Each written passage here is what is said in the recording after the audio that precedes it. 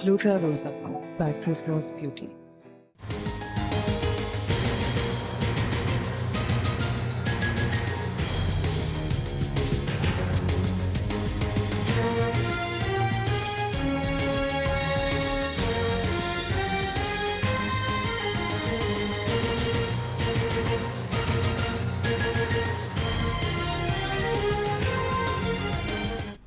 మేడ్చల్ జిల్లా మేడిపల్లి స్వాతి శరీర భాగాల కోసం మూసీలో గాలింపు కొనసాగుతోంది.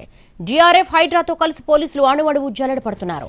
మహేందర్ రెడ్డి పారేసిన చోటు నుంచి 10 కిలోమీటర్ల దూరం వరకు నిన్నంతా గాలించారు, అయినా దొరకలేదు. దాంతో ఇవాళ కూడా మరోసారి మూసీలో వెతుకుతున్నారు. వరద ఉధృతి ఎక్కువగా ఉండడంతో దూరంగా కొట్టుకుపోయి ఉండొచ్చని భావిస్తున్నారు.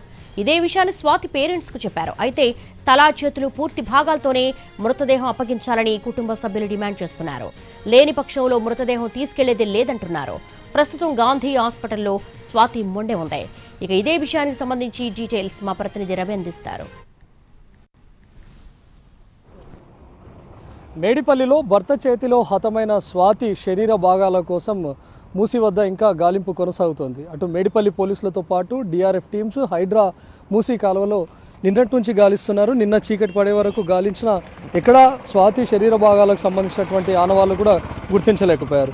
దీంతో మరుసటి రోజు అంటే ఈరోజు ఉదయం నుంచి కూడా గాలిస్తున్నారు. ప్రస్తుతం మనం చూడవచ్చు డిఆర్ఎఫ్ టీమ్స్ అదేవిధంగా మేడిపల్లి పోలీసులు కూడా ఎక్కడైతే మహేందర్ రెడ్డి స్వాతి శరీర భాగాలను పారవేశాడో అక్కడి నుంచి అంటే 0 పాయింట్ నుంచి గాలిస్తూ ఉన్నారు. నిన్న ఈ ఎక్కడైతే పారవేశారో అక్కడ 0 పాయింట్ నుంచి దాదాపు 10 కిలోమీటర్స్ వరకు వెళ్ళి ఉంటుందేమో. ఎందుకంటే నీటి ప్రవాహం నీటి ఉధృతి కూడా ఎక్కువగా ఉంది కాబట్టి ఆ శరీర భాగాలు కొట్టుకుపోయి ఉంటాయి అని అనుమానించారు. దాదాపు 10 కిలోమీటర్ల వరకు పోలీసులు అదేవిధంగా డిఆర్ఎఫ్ టీమ్స్ గాలించారు. అయినా ఎలాంటి వాహనాలు లభించలేదు.